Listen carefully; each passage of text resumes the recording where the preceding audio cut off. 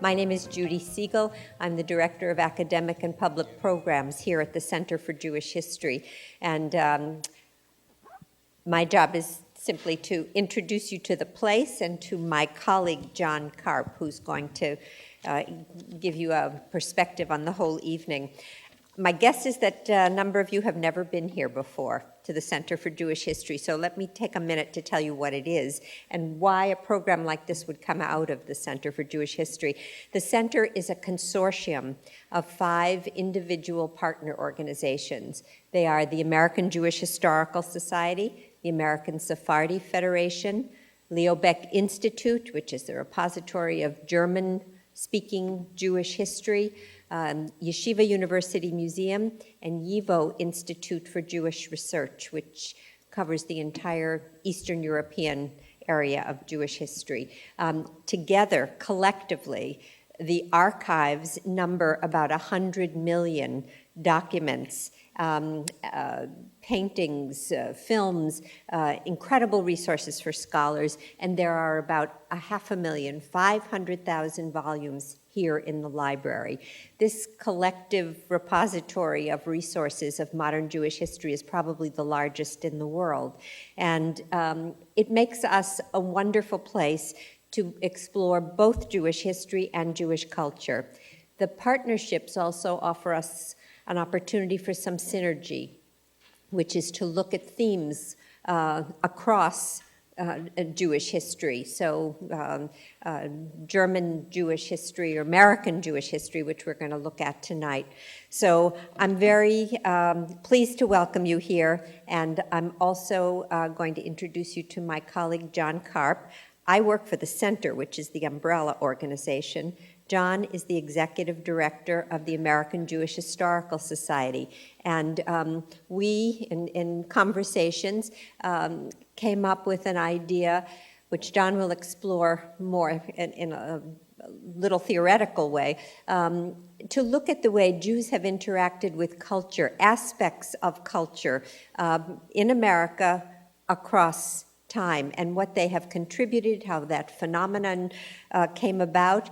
We looked at a couple of weeks ago the idea of film, but not the makers of film, but film distribution and film presentation. So people who have movie theaters and film distribution companies, how they set the taste for the kinds of films that we see.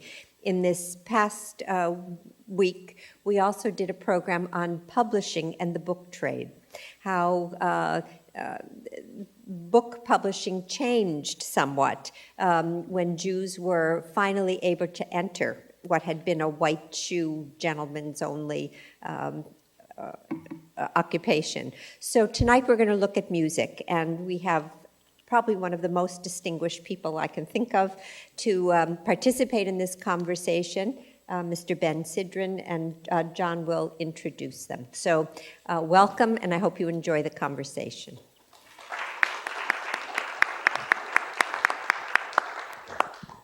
Thank you. It's a pleasure to be here, an honor to be here with Ben Sidran, who, as you can read in the extensive biography that you were handed, is a true Renaissance man. A fabulous musician, and also a scholar. And that's really a unique combination, the way that Ben does it. And we're here to essentially talk about Ben's book, There Was a Fire, Jews, Music, and the American Dream. I think you'll all be interested in reading this book, and thank goodness we have copies that I guess Ben was willing to sign for sale after the program. I also want to mention the beautiful CD we were listening to as you were getting seated. It's called Dylan Different. It's Ben Sidran's latest CD. It's a compilation of interpretations by Ben of Bob Dylan classics. And maybe we'll get a little bit more into that as we go further. What I want to do first, though, is say a little bit more than Judy said about the idea behind this program. And what we're driving at, Jews as culture brokers, is to try to understand that Jews are not merely and never have been merely a religious category. Jews have also been, historically, a kind of economic category, a kind of social category, a caste, if you will, especially dating from the medieval European period, but also extending into other places where Jews lived in North Africa and the Middle East. Jews were tolerated uniquely under Christendom in the Middle Ages because because Judaism had a special relationship to Christianity, and in some ways that was an unfortunate relationship, but nevertheless it allowed for a degree of acceptance and toleration under very constrained circumstances, but also because Jews could perform useful, necessary economic tasks, particularly middleman, financial, and other mediating kinds of services. And this ran the gamut from rich to poor. There were wealthy court Jews, fabulously wealthy in the 17th and 18th centuries, and there were, of course, masses of poor street peddlers and old clothes dealers. And of course, there were Jewish laborers and proletarians and craftsmen and the like. But what was really distinctive about Jews as a social category was this mediating quality in between the existing classes and castes of European society, the aristocracy and the peasantry. And so when the modern world beckoned in the 18th century with the French Revolution, this whole system was supposed to break down. Jews were supposed to be accepted as individuals and no longer tolerated but made citizens, and no longer expected or assumed to fulfill certain kinds of economic or social functions. But the irony is that it didn't really change. It transformed, Jews adapted, but they continued, for the most part, disproportionately to perform the same kinds of traditional roles, but they were adapting themselves to the modern economy in doing so. It didn't fit what modern liberal economists like Adam Smith said should have happened, which is that every person be treated as an individual according to his abilities. But Jews continue to be treated, and also in a sense to treat themselves as a group that had certain specialized skills. Of course, this is a generalization. There were many, many exceptions. And it was a source of continued anti-Semitism. But it was also a means through which Jews were able to integrate into modern societies. We see other examples of it. We see ethnic groups comprising economic niches. You think of the stereotypical ones of Greeks and diners and Koreans and groceries in New York in the 1980s, and many, many other examples could be found. But we wanted to look at the case of Jews performing certain kinds of mediating or brokering roles with regard to culture. A lot of people know the story of Jews in Hollywood, right? That's been told, and it's familiar. How Jews really created Hollywood, and how they created an image of America that was more accepting of outsiders, even when they didn't identify themselves as such. It was a subtle process. We looked, as Judy mentioned in the last few weeks, at other areas, including book publishing. And tonight we're going to look at the world of music. So I'm almost done with my lengthy introduction, but I just want to say one other thing, which is that Ben's book is so exceptional. It's the first real comprehensive history of the Jewish contribution to American popular music. It's the first sophisticated study as well. And the reason I say it's sophisticated is because Ben brings the expertise of a world-class musician and the scholarly apparatus of a PhD and an academic to bear, and he writes in a beautiful, accessible style, which is all the better. But what Ben does that's relevant to what I just said is that he looks at both sides of the coin. Jews as cultural creators, composers, musicians, etc., but also Jews as mediators and brokers, managers, club owners, agents, and that whole array of functions that's often neglected in discussions of this topic. So that's the basic background, and I'm so fortunate. I feel so fortunate that we have this book now available to us. I've written on this subject, but we've never had a book that really gives us the bigger picture. So I have some. What we're going to do is I'm going to ask some questions and engage in conversation with Ben, and he will periodically get up and move over to the piano and illustrate very seamlessly, right? He will illustrate some of the points that we're driving at. Now, after that lengthy introduction, let me kind of go back to stage one, which is to say, why Jews and American music? Could you have written, or could somebody write a similar book about the Irish and American music, or Italians and American music? Is there something not just different, but uniquely different about the Jewish role? Well, you know, when I started asking around about this subject, and I would ask Jewish executives in the record business, how come they're all Jews here? I mean, what's going on? And they would say, well, this is nothing special. I mean, it's Jews worked really hard and they needed a break, et cetera, et cetera. But that didn't do it. I mean, this proportion of Jews in the population is 2% more or less, and if you look at the popular music business, the number of Jews as producers, promoters, publishers, writers, performers, across the board, it's dramatically out of balance. I say 80%, I make the number up, it's just what it feels like. So no, there's no way. Yes, you can do a study, of course, on the influence of Irish music, and it is important, absolutely. But there's nothing quite like the Jewish experience in America. Now, the study itself hung on a couple of hooks that I had to kind of tease out. One of them was, who or what is a Jew? And it's not just a casual question, obviously, because better minds than mine have tried to answer that. And to this day, there's no real clear answer. But if I may, and as I say in the front part of this book, this is not the one true story. There are a lot of true stories.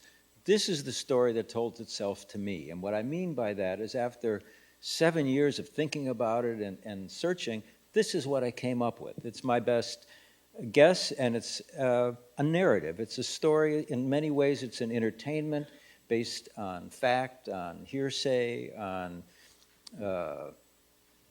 cultural artifacts. Here's my best guess on why the Jews. Why is this business driven by Jews? And it's a little abstract, but I've come to think that maybe I'm onto something. And it's simply this. What the Jews represent is a particular story, a particular narrative. And it goes back to this. If God exists, it's truly a miracle. If there is one being that knows what everybody in this room is thinking at all times, and everybody on this planet is thinking at all times, and people on every planet, I mean, you have to go throughout the universe, you have to go not just through humans, but other species, whether they have a soul or not. The sentience is a slippery slope. What are we talking about? It's huge. Okay, but if this exists, that's truly a miracle. But if it doesn't exist, then it's just a story. And if it's just a story, then we worship a story. Then we worship a narrative. And that struck me, that it's so important for people to have a story, a context, something larger, something to put themselves in, that for thousands of years across the planet, and we're talking about a particular story that comes from the Abrahamic tradition, it's Christians, Jews, Muslims. This particular story has captivated so much of contemporary faith and philosophy that we have to assume that there are profound elements of that that we're still working out. We're still trying to come to terms with. So, what is at the heart of this story? My best guess is this. You know, the advent of monotheism was dramatic because up until this time, there was no such thing as the single God. There were many gods. Gods were represented by statues. God were represented by elements of nature, many, many gods. The concept of one God, of monotheism, was profound, particularly at a time when it meant that those people discussing this and passing this idea around really were doing it sort of, if we were to talk, what would be the equivalent? I've never even considered this. I don't know. Maybe it's like talking about proof of intelligence from another planet or something. Very speculative, very far out concept. There's only one God, and the story of Abraham says that there's this one God who speaks to an ordinary man, which was very important. Up until then, you had a culture with a lot of priests and a lot of castes, as you said, a dramatic caste system. The Jewish story, the Hebrew story of monotheism, posited one God spoke to a common man, an ordinary man walking in the desert, said, I'll make you a deal. You believe in me, I'll believe in you, and I'll make you multiply. I'll make your people multiply. And so the deal was struck, and now everybody has the potential to make this deal. And so the first question is, who is a Jew? Is answered this way. If anybody can convert, then everybody has the inner Jew, whatever that means. Here's the part where it becomes interesting in terms of the power of the narrative, in that if there is one God, and I have a relationship with that one God, and you have an equal relationship with that same God, this is a sleight of hand, but it's effective. If A equals C and B equals C, then it's a geometric proof that A equals B. In other words, monotheism is a narrative historical underpinning for social justice. It can be. So there's something democratic about Judaism. Is that what you're suggesting? The initial impulse of Judaism brings the responsibility inside, into the person, and says that everybody has this spirit within them. So absolutely, it's social justice. So how do we get to that, from that to the American music business and and the key role that Jews have played? I'm glad you asked me that. It's a couple thousand years of wandering. It's the concept of exile that we all know as being such an important part of the Jewish experience. It's the idea of being an outsider. It's the Passover Seder. Remember, you too were a slave in Egypt. It's carrying these elements. You talk about them historically as culture brokers, as financing various empires, all this sort of thing. But there's an expression that assimilation is something that Jews do to other people. And I think there are ways to demonstrate that dramatically as you go through time, but particularly in the American experience. I think that when the Jews came to the United States in great number, we're talking about the 1880s after the pogroms and the Pale of Settlement, and we're talking 2 million Jews over a period of 20 years landed in New York and the Lower East Side. These were people who had come from a place where they were not allowed to be citizens, own property. They were literally on this huge reservation. They came here, now they were free to invent themselves to be who they wanted to be. They took up anything, as Judy said, that was not a white shoe profession. And at the time, that included two profound and nascent art forms, the films and music, right? Up until that time, you look at American popular music, you're really talking about Stephen Foster. If you're not talking about Stephen Foster, you're talking about knockoffs of British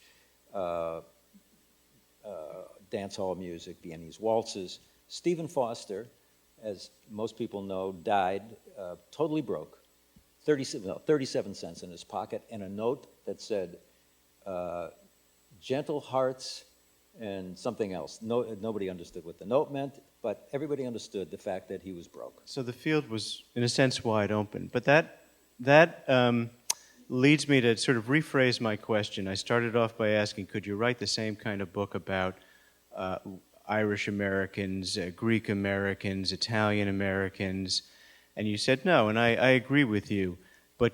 But if I said, could you write a book about African Americans and American popular music? Well, that would be a very different question, wouldn't it?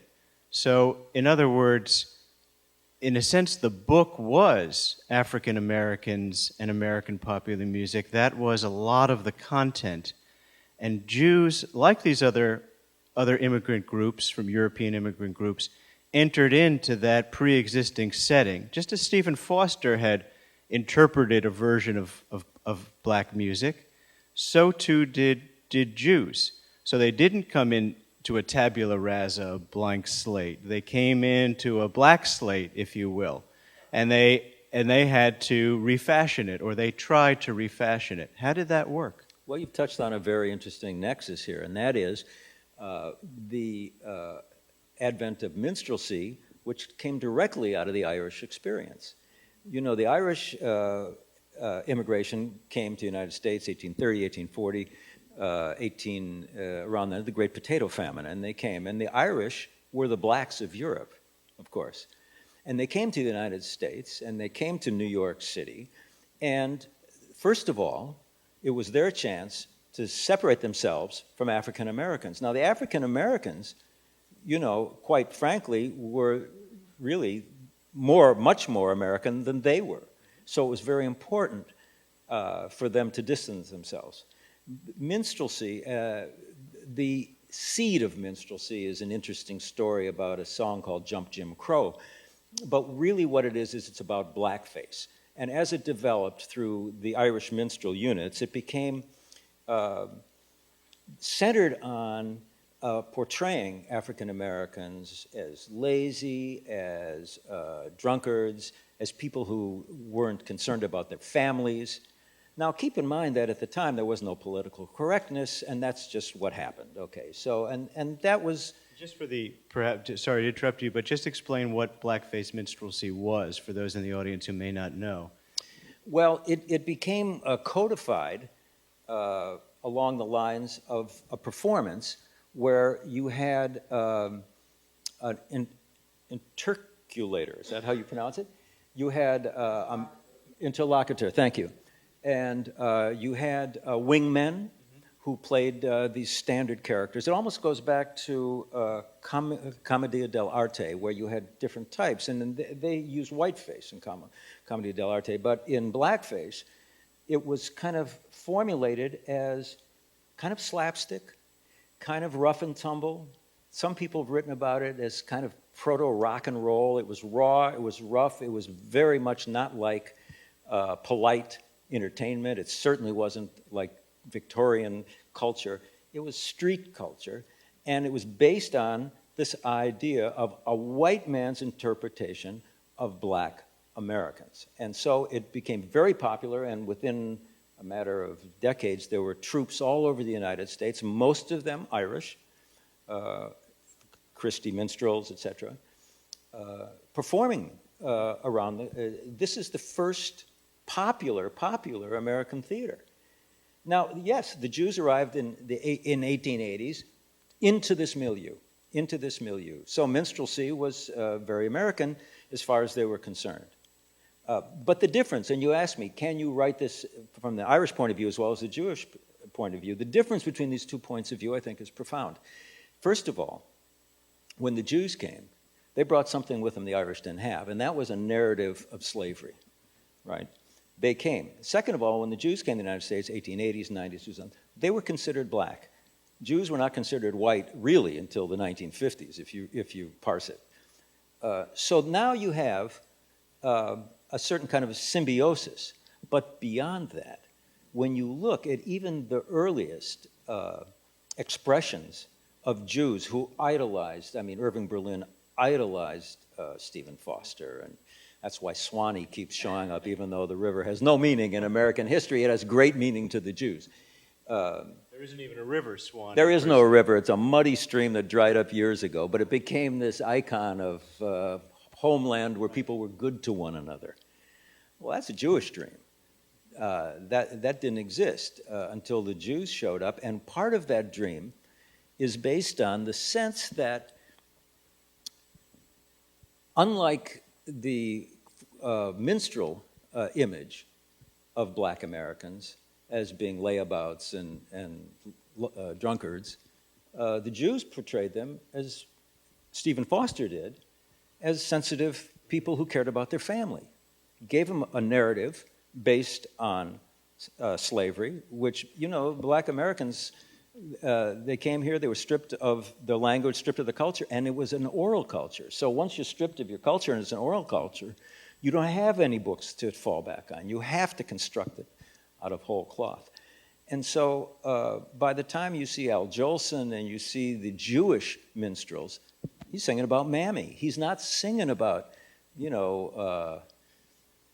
Mr. I forget the character's Caricatures name. and The caricatures, stereotypes. the stereotypes. So that, in a nutshell, is a dramatic distinction between what the Irish brought to the equation and what the Jews brought. So you think that there was and some people have argued this, is a kind of unique affinity between blacks and Jews in their sensibilities. They weren't identical in their cultures. In fact, what you're suggesting is that Jews came with a written narrative and blacks were deprived of some of their own narrative, and in a sense, they had a complementarity. They complemented one another. And the Jewish songwriting, Tin Pan Alley songwriting tradition represented by people like Irving Berlin and George Gershwin and Harold Arlen, to name some of the stellar figures in it, Jerome Kern, were able to kind of supply a storyline to the black experience that wasn't quite authentic, even though they thought it was, but nevertheless rang true. Is that an accurate characterization? Well, yeah, and actually I would nuance it a little more by saying not a storyline in the sense that there's a particular episodic narrative that was so important. I think what's more important is the emotional truth of the situation, of social justice, the emotional truth of everybody is obligated to leave this world in a better place than they found it, as opposed to become as powerful as they can in as short a period of time as possible. The Jewish narrative was in the right place at the right time, because at the turn of the century, the American narrative was really just Wild West. There was no tradition to what the American experience was. Classic example is the Statue of Liberty in the Emma Lazarus poem. Give us you're tired, you're hungry, you're poor. That's a Jewish poem, and that reframed the American dream in a profound way. Suddenly America became the refuge for outsiders, and everybody in America by definition was an outsider, and suddenly we were like all together in a community of outsiders. It's a very interesting concept. It's like the Jews created a crowd of outsiders in which to get lost but not lose their outsider status. Very subtle. I just have to interject that since you mentioned the poem, the original manuscript for that poem of Emma Lazarus' The New Colossus is housed in this very building. Fantastic. It's part of our collection. I want to ask you in a second to play one of the pieces that perhaps represents a humanization of the minstrel tradition. But before I do, I have to ask you about a statement that you make in the book, and I'm going to read it. You say there was something else that Jews brought with them in addition to a narrative.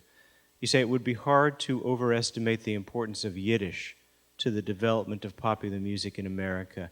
Yiddish was the first grammar to capture what would ultimately become a peculiarly American sensibility. It swings. It is inherently musical. Yiddish words often sound like what they mean: spritz, kvetch, putz. I won't go on. So, what do you mean? Language in America swings, and that's a black contribution as well. The black idiom was swinging long before Irving Berlin showed up. And when Irving Berlin wrote Alexander's Ragtime Band, this is a guy who was 13 years off the boat when he wrote that song. I've been trying to learn Spanish for 20 years. I can barely order my meal. This guy came here, not only learned English, but understood it so well that he was able to write lyrics that scanned and swung like the voices on the street. And Yiddish theater, before they came in Odessa, and Yiddish theater was about people. People would come to a show, they'd bring their families, they'd bring their kids, they'd eat lunch, they'd shout at the stage, "You're out of your mind, what are you talking about?"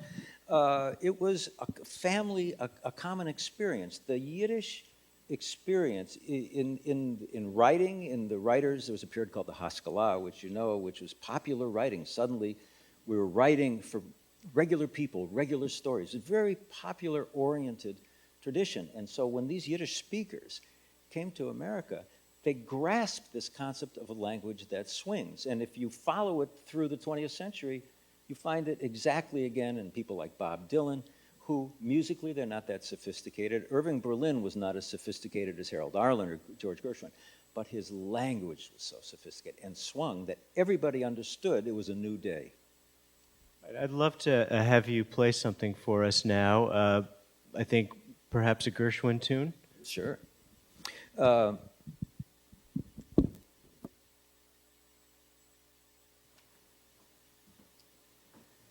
there are many Gershwin tunes that come to mind as examples of what we're talking about. And some people like to search through the Gershwin songbook for evidence that he was writing from a Jewish perspective. But of course, when people talked to Gershwin and said, "What does being a Jew have to do with your success?"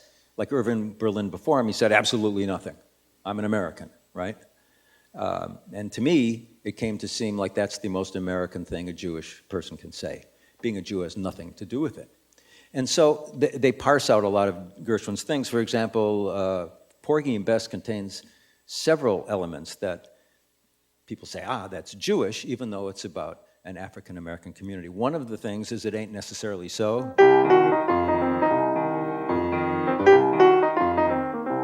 And people have pointed out, but that melody, it's Baruch et Adonai Hamvorah, Baruch Adonai Hamvorah Le'olam. It's the blessing before you read through it.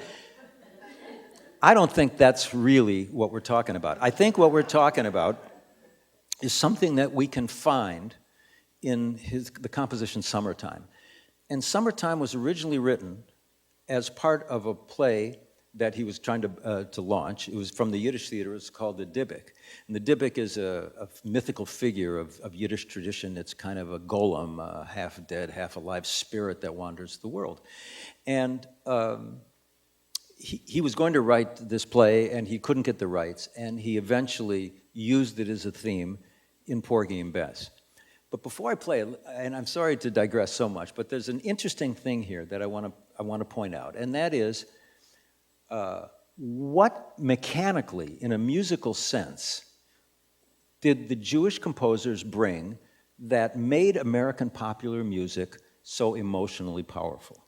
Because that's really what we're talking about, how this music has not only captured generations of Americans, but American popular music has gone around the world. And what is it elementally about this music that works in this way?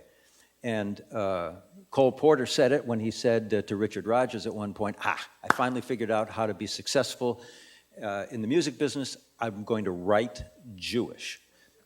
Now, people think write Jewish means write minor. Everybody knows minor. That's Jewish, okay? But that's not enough, because there's minor music all over the world, and if it was that simple, we'd be all writing sad songs forever and ever. No, it's not writing minor so much as writing minor in the context of major. And I can demonstrate this for you. It's what Shostakovich once said was the Jewish penchant for smiling through the tears. Smiling through the tears, right? And that's what's in these Jewish popular songs. So, for example, here's the demonstration. I'm going to play you a major scale. Here's a major scale. Very happy, very optimistic, major. Now I'll play a minor scale for you. Same notes. Same notes. The only thing that's different is the note I put in the left hand. Major, minor. Here's another way of saying that. It's about context. The Jewish experience is about context. It's about not either or, but both. There's a Jewish tradition, Havdalah, where the dark meets the light. There's something about answering a question with another question, not trying to come up with an answer. What's wrong with that? It's a Jewish experience. And so here's Gershwin's most famous song, and I'll stop and I'll show you where this happens, and you'll see it's a point where your emotional sensibility tends to lift.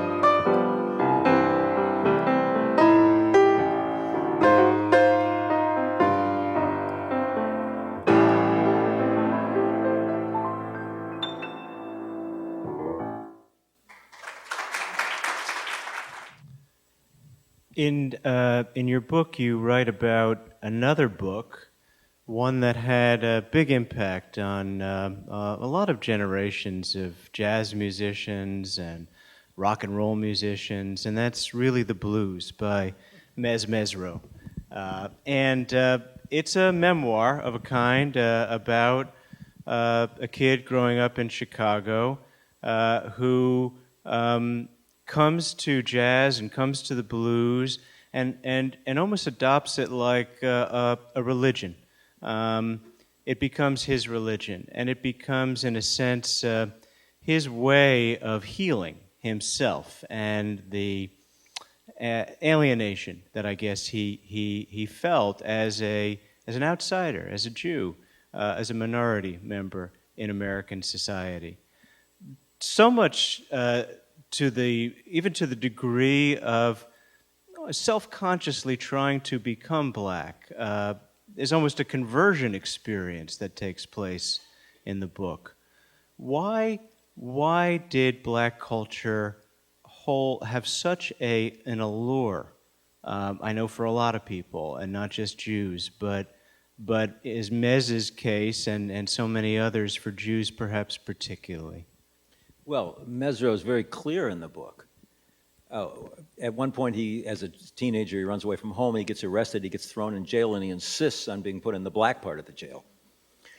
He's very clear about it, that he felt that these were his family, that he felt a closeness and a kind of sympathy in sentiment as well as situation in the black community. But it's more than that, because by that time he was already trying to play clarinet. He was a struggling clarinet player. He wasn't a particularly good one, but he and his friends in Chicago, and these were first-generation Jews. My father actually was among this generation in the late 20s. My father was born in Poland. He came to Chicago, and there were a whole coterie of these guys who were just taken with jazz, and particularly black music, and particularly Louis Armstrong, who had just come to Chicago in the 20s.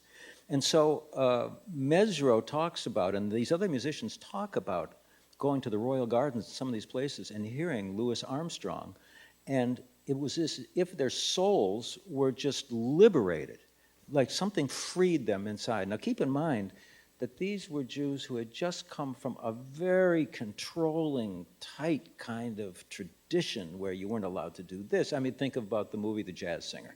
Okay. So there was this great impetus to be free, but it's more than that. It's something about, and Artie Shaw later on talks about the same thing. When he got in trouble with white society, he went to Harlem and he was saved. Well, it's because, you know, the Jews are struggling desperately with this issue of are they black or are they white? And most of the Jews who came here don't want to hear about it. I talk also about Michael Bloomfield and his father. And all Michael Bloomfield's father wanted him to do was be a businessman, get ahead, make money. If you can't make money, you're nothing. Well, this is the pressure that's put across the board. And you can, you know, a force has an opposite force. And I think that that's what we're seeing here in this impetus in Jewish Americans starting, I'll bet, as early as the New Orleans experience in 1910. And I don't know if it's any different today with young white Jewish kids wanting to be gangster rappers. Was there something, were they romanticizing blacks and black culture? Mez often seems to suggest that there's no real violence, there's no sexual exploitation in the black world. It's a world of harmony, a world of almost perfect natural feeling. And that's why it's the antidote to the stuck-up, hung-up, uptight, middle-class society that either he came from or his parents wanted him to enter into. But in the same token, he's misrepresenting black society, isn't he? Well, yes, obviously that's a romantic image of life anywhere. That doesn't exist. But by the same token, you know, something dramatic and terrible happened in the late 60s when black America and Jewish America went different ways. I mean, when I look back on the history and what it meant and what it means to me still, it's one of the great tragedies of our generation. And there are a lot of reasons for it, and there's no reason to get involved in it. But, you know, the Jews historically, for example, early on during the trial of the Scottsboro Boys, whatever, the Jewish papers referred to it as a pogrom. They saw that as the same experience that they experienced. And I myself, I mean, it's not that I've had a similar experience, but I can tell you that when I was 13 years old and I had a record and I put it on my little record player, it was a record by Horace Silver, and there was... Hometown of Norwalk, Connecticut. Hometown of Norwalk, exactly right. And Horace had a quintet, and his trumpet player was named Blue Mitchell. And for some reason, I would listen to this record over and over again, like an Eskimo getting next to a fire. And I honestly thought that Blue Mitchell was talking to me, and that if I heard it one more time, maybe I would understand what he said. And pretty soon, I came to believe I was related to Blue Mitchell, personally. I felt closer to Blue Mitchell than I did to my aunts and uncles. And when I found out that Blue Mitchell was black and Horace was black, well, there it was. Well, isn't that a quality of music that's sort of unique, that there's no real color in the hearing of it? In other words, you can't necessarily tell. You can tell Stan Getz is a great musician, but you wouldn't, if you had never heard him before, you wouldn't have been able to tell if he was black or not. And so there's a kind of utopia, colorblind utopia, that takes place in the music that's not true in the society at large. Well, and I think it was true in the society of music. So when Mez talks about the acceptance, and when Artie Shaw talks about going to Harlem and hanging out with Willie the Lion Smith and these guys, what they're basically saying is that in the world of music, at that time, even though, for example, black artists could play at the Cotton Club, but they couldn't come as customers, even though it was true that a lot of integrated bands recorded together but couldn't go on tour together, in the world of the musicians, it was all about the sound. It was about music. And that has been my experience as well. And I think that's one of the key experiences that drove me to think about this. What was it that I got from this music before I even knew the musicians that reached in to some part of my inner being and said, it's going to be okay? I'd like you to play another song. We talked perhaps about playing a Harold Arlen, Yip Harburg song that kind of expresses this use of music as not as just escapism, but of something higher than escapism, an imagining of a better world.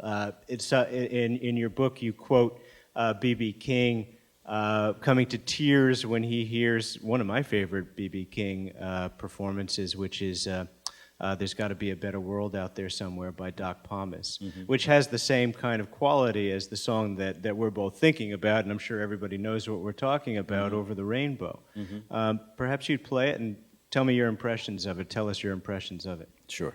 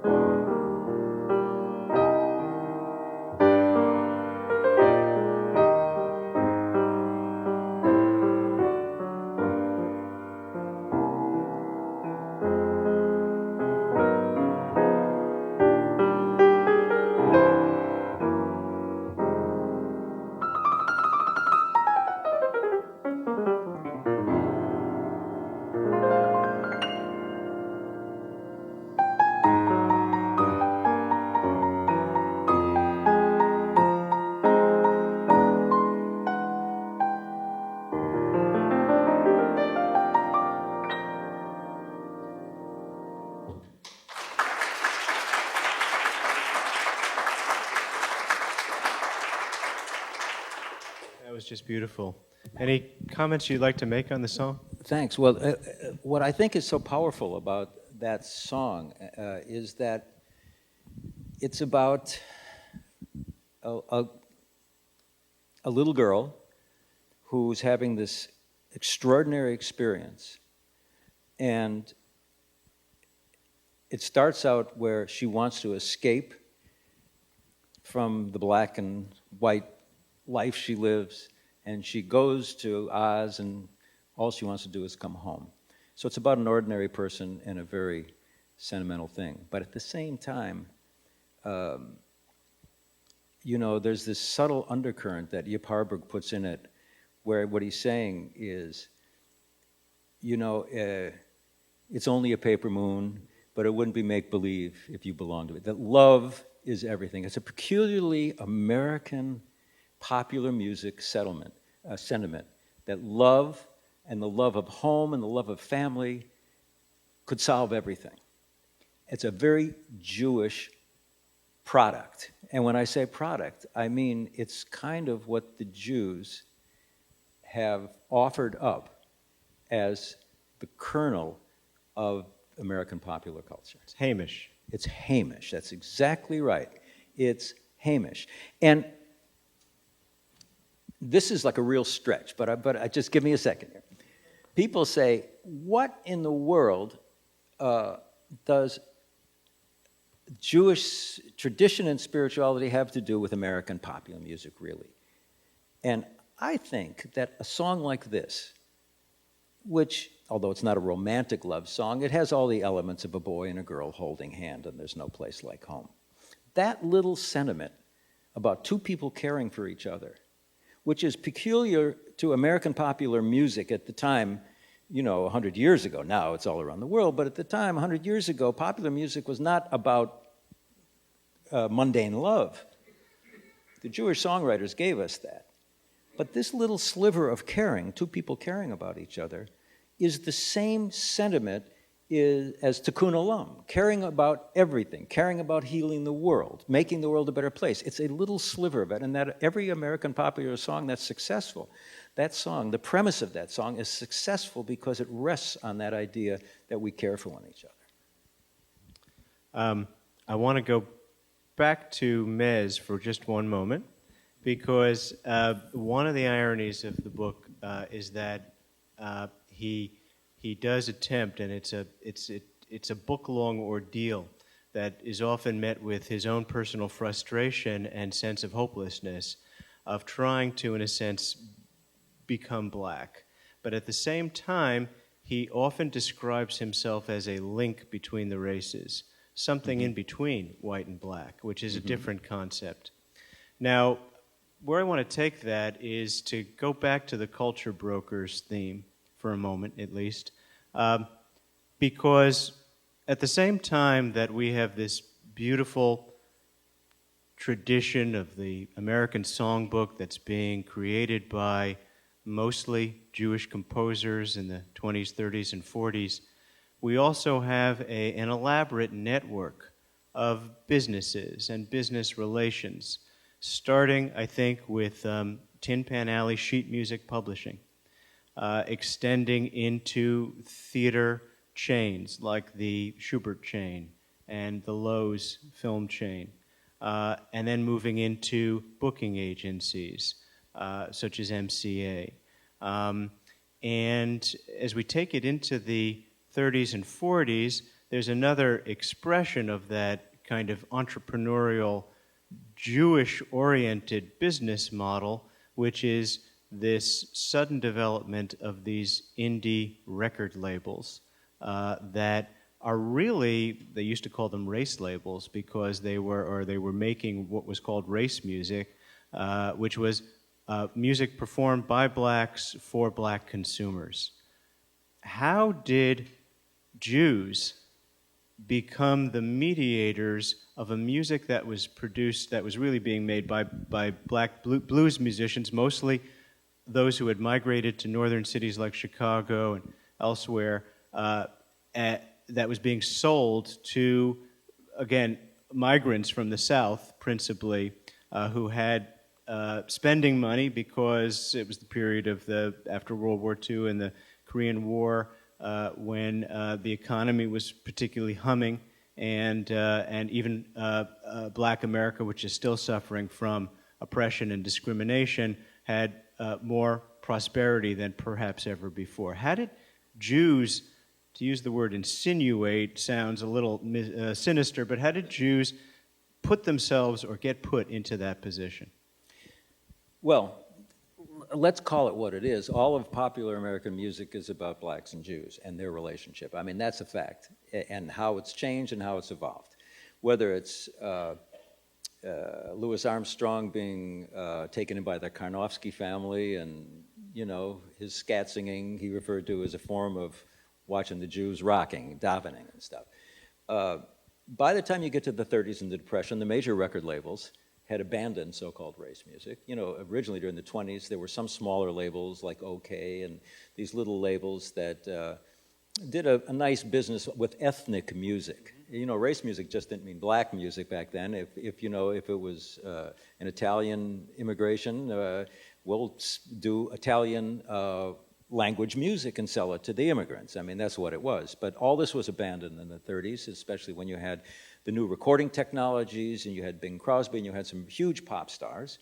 And then you had kind of the sort of what we have today. You have huge pop stars, and then everybody else is kind of scrambling. And how did the Jews get in this position? You know, in every way imaginable. Some of them were great fans, like Milt Gabler, Commodore Records. Great fan of the music, loved it. Some of them, Hi Weiss, Sid Nathan, businessmen, right? If I may, actually, there's a description of this particular period that I got from Jerry Wexler. Jerry Wexler was the producer from Atlantic Records, who used to hang out.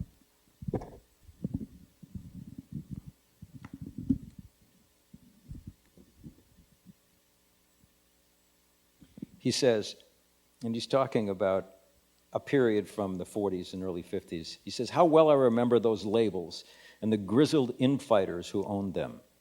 Imperial, Lou Chudd, Specialty, Art Roop, Old Town, Jaime Weiss, Harold, Ember, Al Silver, Chess, the Chess Brothers, and on into the night. Memorable logos all. I'm reminded of the tribes of the Sinai Desert, the Hittites, the Moabites, the Midianites, the Amorites, gone, perished, vanished from the face of the earth. Only one survived, the Hebrews. And it was funny that even Wexler, who was there at the time and survived with Atlantic Records tribe, felt something inherently and historically Jewish underlying that environment. Now, some of those people he mentioned were great fans. Others, like the Chess Brothers, ran a liquor store, put a jukebox in it. The next thing they knew, they were producing records. And even others, not mentioned here, but some of the people that got involved in the record business, Jewish entrepreneurs in the 30s and 40s, didn't even know anything about the music. One of them, notably, had a business that was an injection molding business, Al Green. And so he was actually producing toilet seats at one point and found it was just a short jump from toilet seats to records. Sometimes it can be. So always possible. But you know, and I make the point also in the book that whether the motivation was pure or whether it was venal, great music was captured and preserved. I'm struck by the fact that even these tough guys, some of them real thugs, and some of them just hard-nosed business guys, but they all felt about themselves that they had ears. They had ears. That they had the taste to recognize hits. Right. And if they were successful, almost by definition, that was true. Yeah. And what strikes me about what you're saying is that that it's not just music, but it's, in a sense, capitalism, although we often denigrate it, but capitalism and the market, which is also able to transcend racial barriers and transcend genres. Sometimes it hardens them, sometimes it reifies them, but sometimes it also explodes them, and that's sort of what happened here. Well, exactly, and you know, it is about capitalism in the sense that especially when you start talking about how the Chess brothers didn't pay the black artists. I mean, there are stories about Muddy Waters painting houses, changing the light bulbs in the studio and stuff. Shocking, but not shocking, because first of all, keep in mind that these little entrepreneurs, they never thought that this music would really make any money. Nobody really made any money back then. I mean, they were driving around with platters in the trunk of their car, and they were just styling. They were closer to gangsters than businessmen, really. They wore fedoras, and they liked to hang out and talk tough. They hung out at Lindy's, So first of all, it wasn't a big money business. Second of all, it wasn't that they cheated the black artists. They cheated everybody. They cheated each other. It was a way that this little thing operated. These people operated out of their pockets with scraps of paper. We have only a short time left, and I'd like to move on to at least a couple of more of other musical examples. And to get to one of them, I want to address the phenomenon of this Tin Pan Alley songwriting, in a sense, reproducing itself in a new form, if that's what happened. The Brill Building phenomenon from the late 50s through the mid-60s, we have a whole new Tin Pan Alley songwriting factory system that, although it's capitalistly driven, it's also incredibly fecund, and it is producing some of the most beautiful music, pop music in history. And Jews, of course, are right there in the middle of that, aren't they? 100%. 100%. The Brill Building was just down here on Broadway. It's currently owned by Paul Simon. He bought the building. And Tin Pan Alley was an area where it was called Tin Pan Alley because if you walked down the streets, the windows were open and it sounded like people were throwing tin pans. Everybody's playing different tunes on their pianos trying to write hits. The Brill Building literally was a warren of these little rooms with pianos in them, and invariably Jewish couples writing songs. What were some of the names of the people involved Jerry in Goffin and Carole King, Cynthia Weil and Barry Mann, Ellie Greenwich and Jeff Barry. And of course, Lieber and Stoller passed through there. They weren't married. They were, and Doc Pomus and Mort Schumann and Neil Sedaka and his partner, I forget. But anyway, they were writing hits professionally. They were writing professional hits, but something dramatic had happened, and that is teenagers. Teenagers coming into the 50s became a commodity. Just like earlier on, black music was a commodity because the black population had some money. Suddenly in the 50s, teenagers had money, and they started writing these songs, and they started crafting this world that teenagers started to believe in. They started to believe that this was their world and this was their music, and you would see no Jews up in front of the crowds. You'd see, Elvis Presley, of course. He's a Southern Baptist, white cracker image, except the songs he was singing were all written by Jews, Lieber and Stoller, a lot of them. And the sentiments of that whole thing, again, it goes back to what we were talking about before. What's the Jewish impulse? Narrative. What's a little 3-minute narrative?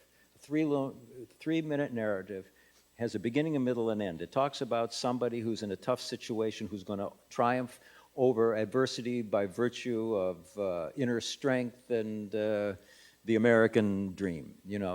All these songs that came out of the Brill Building implied that. Even songs like Leader of the Pack, like he's a bad boy, but I'm going to love him and we're going to make it. Everything in teenage life became dramatized. I don't know where my language has gone. In 3 minutes. There's a wonderful quote I think a wonderful insight that you have about Lieber and Stoller, a stellar example of the phenomenon of this new Tin Pan Alley. And by the way, you make the point that it's not just writing songs, it's something new that's brought about not just by the youth market, but by the new technology, which means that they're creating records. They're really producers as much as they are songwriters, and they're working with the acts, and they're honing them and making these mostly black performers, in a sense, an expression of their own imagination about black culture. Yes. And there are many examples like Yakety Yak. Charlie Brown. Charlie Brown. And you say, all Lieber and Stoller's songs, even the early ones, had a special narrative or harmonic twist, like the one that they wrote for a singer named Wilbur Harrison called Kansas City. It followed the standard blues form, 3 simple chords, 12 bars, yet there was something slightly more sophisticated about this particular blues. The melody was a little hipper than the average blues shouter would reach for, and the words, too, were a little bit more well-organized. It was simply more modern than the authentic blues that they had heard as kids, but were trying, in a sense, to recreate. So there's an added value to what these songwriters are supplying. And that's interesting because there it is. That is your theme of Culture Brokers. These people couldn't help but add the value as they brought to the situation. I don't think any of these people tried, whether it was Harold Arlen or Irving Berlin, nobody tried to translate what they perceived or felt as the black experience to the greater society. But they had no choice but to do that because they were so taken by it that they owned it in some sense. And so by trying to even recreate it, they couldn't help but take it to a different place that made it more understandable and more palatable to white America. And changing the non-Jewish white America in the process. Right. Perhaps you'd play one of the Brill songs for us. There are so many, they're all so much fun to play, but I'd like to play one that was written by both Jerry Lieber and Mike Stoller and Barry Mann and Cynthia Weil. It's like four Jews. And again, you'll see right away, it's a narrative, it's about somebody, it's about how music impacts our lives, it's about a teenage dream, it's about going to New York, it's about making it.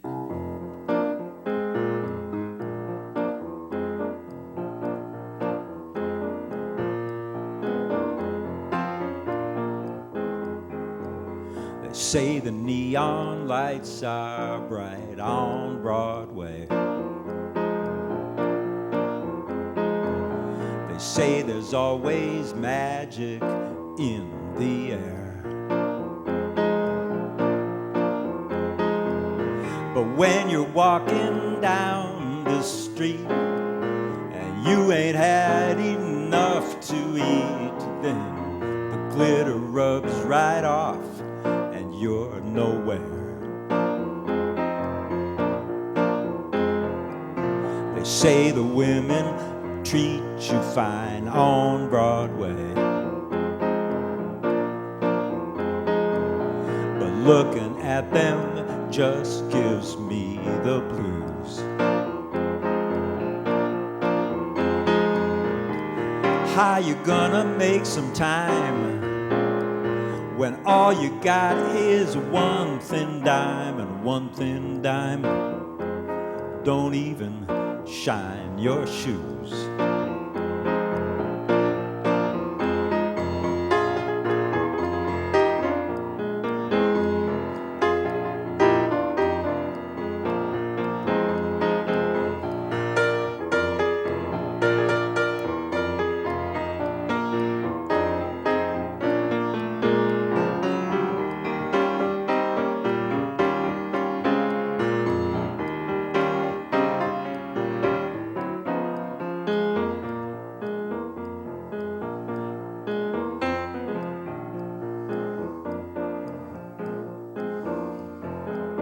They say that I won't last too long on Broadway. I'll catch a Greyhound bus for home, they say. But they're dead wrong, I know they are, 'cause I can play this here guitar, and I won't quit till I'm a star on Broadway. On Broadway. On Broadway.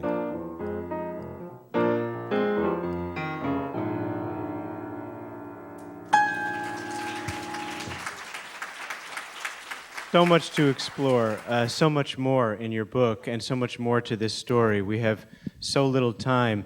I just want to finish off by discussing Bob Dylan. I think that we would really be remiss and it would be incomplete if we didn't do that. That song is, in a sense, is about the American dream, the one that you just played. And yet, when we come to Bob Dylan, shortly after, almost simultaneous with that hit by the Drifters, we have a Jew who is a continuator of the Jewish songwriting tradition, but he's also a kind of departure from it, stylistically in many ways, but also thematically, because he's putting a punctuation mark to that American dream, whether it's a screeching exclamation point or a question mark. And why, I mean, Dylan came from a different background, in a sense, to a lot of the Brill Building kids. They were from Brooklyn, for the most part. And Bob Dylan was from the wilderness of the Midwest and the North, from Hibbing, Minnesota. A different kind of American Jewish experience that perhaps colored his perspective a little bit differently. Maybe you talk about Dylan. Well, I think that's probably true. The fact that he came out of Hibbing, which he described as, you could see the northern lights and there were bears in the woods. And right, he didn't have the sense as Jewish kids who grew up in New York do that there are other Jews or it's safe to be a Jew. On the other hand, talking to some people who knew him then, I was not surprised to find that he was a very cocky kid, very confident, was not somebody who was hiding in any way. He immediately, as a young guy, heard Jerry Lee Lewis and Elvis Presley and wanted to be a rock and roll guy. I mean, he got that. But what he did, well, he did so many things. I mean, it really is, it's impossible to overestimate the importance of Bob Dylan in terms of American popular music. One of the huge things he did, and he says it, he said, I killed the professional songwriter. I killed Tin Pan Alley. That's what he said. And he did, because up until Bob Dylan, professionals wrote songs.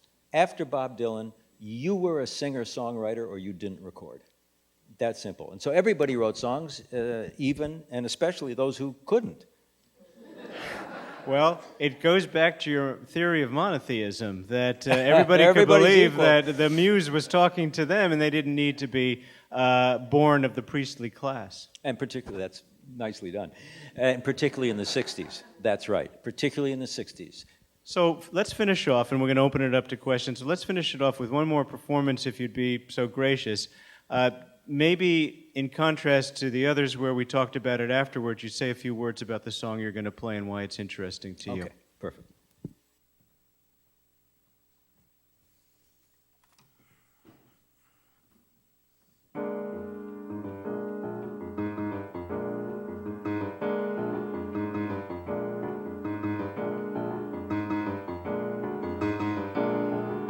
Well, God said to Abraham, kill me a son. And Abe said, man, you gotta be put me on. God said, no. Abe said, what? God said, do what you want, Abe. But the next time you see me coming, baby, you better run. Abe said, where you want this killing done? And God said, Highway 61. Now George Sam, he had a bloody nose, and the welfare department gave him no more clothes. And he asked poor Howard, say, where can I go? Howard said, there's just one place that I know. Tell me quick, said Sam, 'cause I gotta run.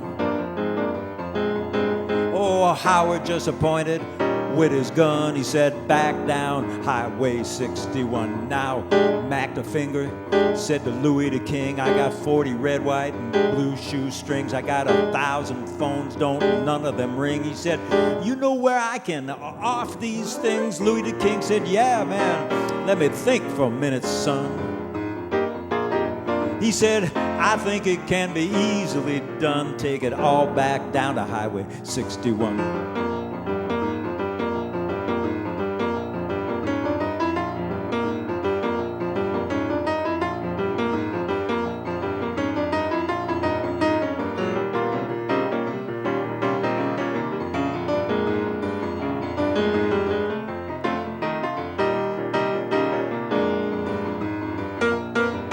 Now the fifth daughter on a 12th night told the first father things weren't right. My complexion, she said, well, it's much too white. He said, come over here, baby, step into the light. You're right. Let me tell the second mother that this has been done. But the second mother was with the seventh son, and they were both out on Highway 61. Now the roving gambler, he was very bored, and he was trying to start the next world war, and he found a promoter, nearly fell on the floor. He said, I never engaged in this kind of thing before, but yeah, I think it can be easily done. We just put up some bleachers out in the sun, and we have it all back down on Highway 61.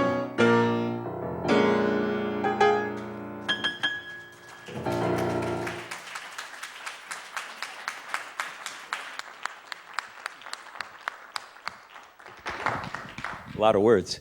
Well, so many things come to mind with that song. First of all, just from the point of view of trying to deliver the song, you have to think of the rhythm. You can't think of the meaning. And that's true with so many of Dylan's songs. And this goes back to what we were saying about the Yiddish influence and Irving Berlin, and treating American language in a way that translates the streets to popular music. I mean, his Subterranean Homesick Blues, Johnny's in the basement mixing up the medicine, I'm on the pavement thinking about the government, boom, boom, boom. It's just swinging like crazy. Another thing that comes to mind is, the discussion about how Jewish Dylan is or isn't, and it's clear just from the first verse of that song that he was very aware of the liturgy, and he drew a lot from biblical imagery. The first verse, God said to Abraham, kill me the son.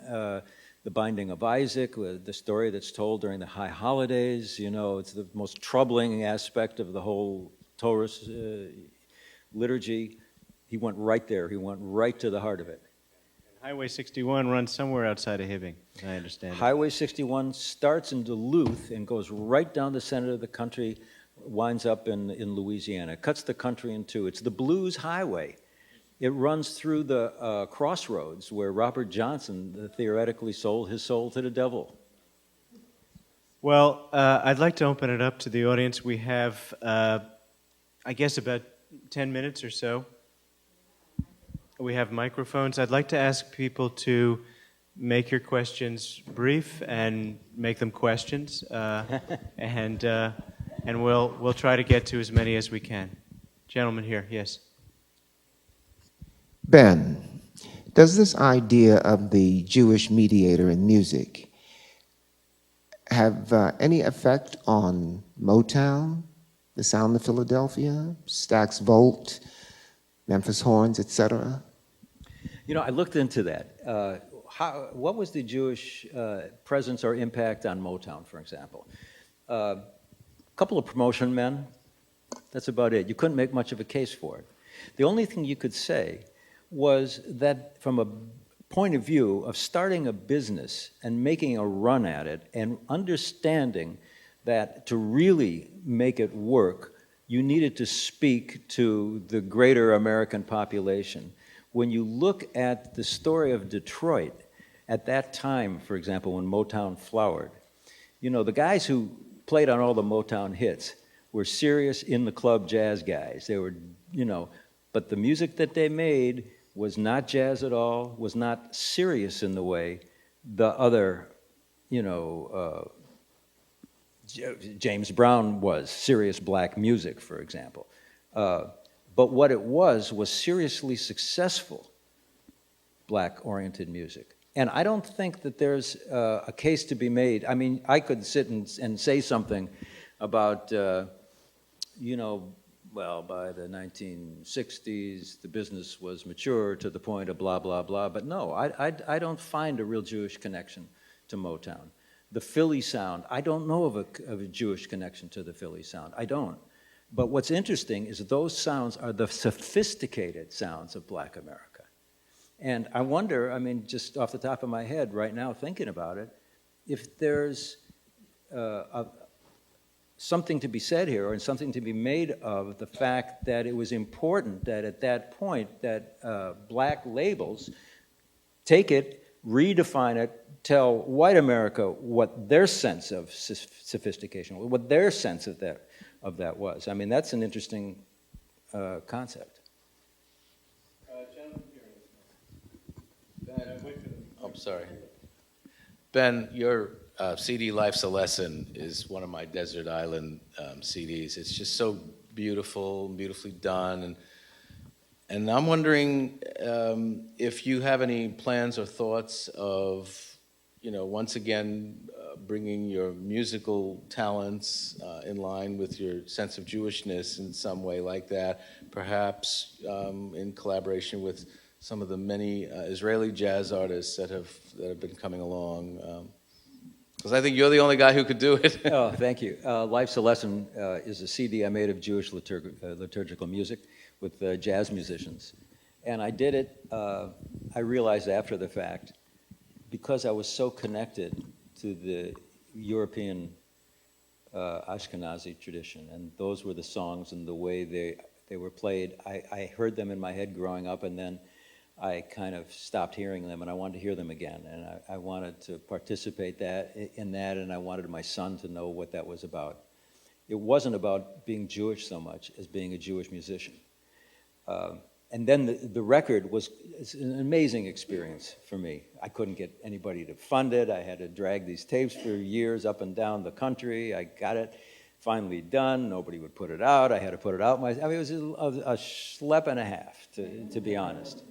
And it was fantastic. In the end, it was successful, and I loved it, and I'm so proud of it. And people like yourself, it means something to you. That means so much to me. I've gotten phone calls from little old ladies in the middle of nowhere saying that record put them in touch with their grandchildren, and it's so beautiful. And because of that, I would never go near that area again. I would never try to recreate anything like that again. It was such an unbelievable journey, and a real journey. There was no economic motive behind it. It was just, we're going to do this, guys. Follow me. And I guess I would say that I've got a new CD coming out in the spring. It's called Don't Cry for No Hipster. And it's about what happens when you find yourself on the back nine of life. And in many ways, I would say, well, that is a Jewish CD. I mean, I'm a Jew, and I wrote it, so. Let's see. It's gentleman back there. Ben, I've read the book, and I enjoyed it very much. It also sensitized me to this business that you talked about early on today, about the interplay of the major and the minor. And maybe you could demonstrate it. It suddenly hit me. I was looking at Bernstein's Somewhere. The third, fourth, and fifth notes of the piece are a descending C minor arpeggio played against an E major and then an A major chord. If you could demonstrate it, I think people might get a better feel for that. I'm sorry, to play... it's a descending, the third, fourth, and fifth notes of the piece are a descending C major arpeggio, G, flat, C, play... Okay, no, but the chords that he uses are E major, A major.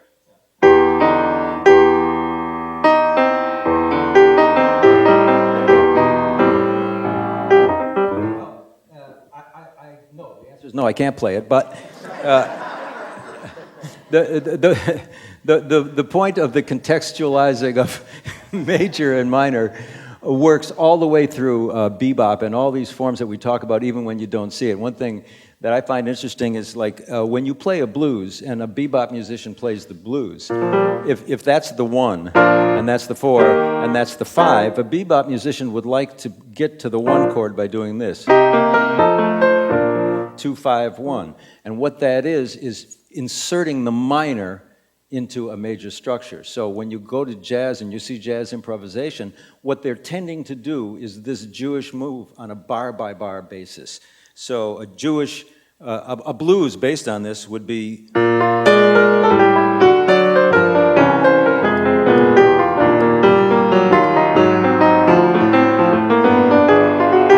those descending minor changes instead of...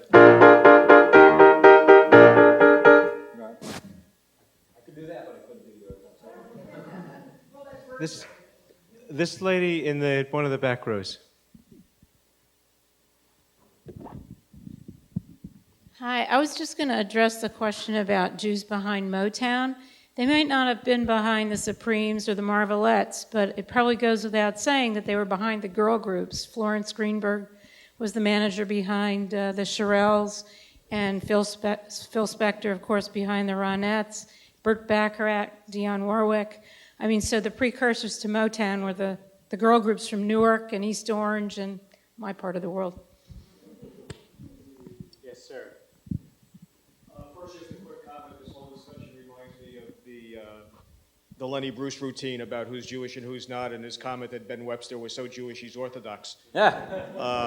He also said, if you're from New York, you're a Jew. If you're from Montana, you're not. Right. I guess it's fair to say Mitt Romney is not Jewish. Fair. But, a lot of the discussion, it's always to me maybe I can't think of a better word than dangerous, that when you talk about a bond between blacks and Jews and the whole checkered history and everything that went on and the post-civil rights discussion. But, you're suggesting that everything was sort of hunky-dory, certainly from the Jews' standpoint of sort of taking in the black experience, but was the reverse? Was the black attitudes towards the Jews doing that? Was there resentment? Much like there's now a play about the woman behind the Shirelles, and my comment is, well, why not a play on the Shirelles? And whether it's Benny Goodman being anointed as the king of swing and so on, what do you see as the tension in that relationship?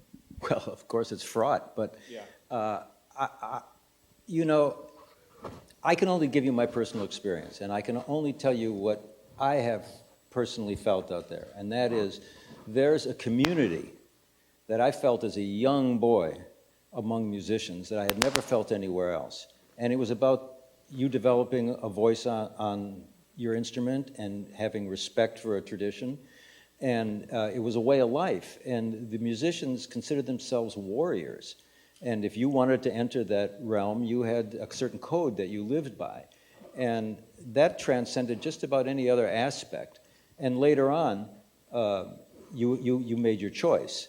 If you were playing a gig and half of the band wasn't allowed to come into the gig, you didn't play the gig, or you didn't stay at the hotel or whatever. I mean, it's like they say, you're a Jew if when they come next time, they take you, then you'll know you're a Jew, right? And I think that this exploitation, as I said, I'm not making excuses, but I am saying that the economic basis of the way people treat each other is much more, no. I mean, obviously, we look at what's going on today. The racism with Obama is obvious and profound. There's no question about it. But anti-Semitism, racism, it's not going anywhere. It's here with us. That exists, okay. But in terms of the music and the business, I may be naive in terms of how venal some of these guys were. That's quite possible, because I don't like that world and I don't swim in those streams and I don't care. Honestly, I don't want to be part of that.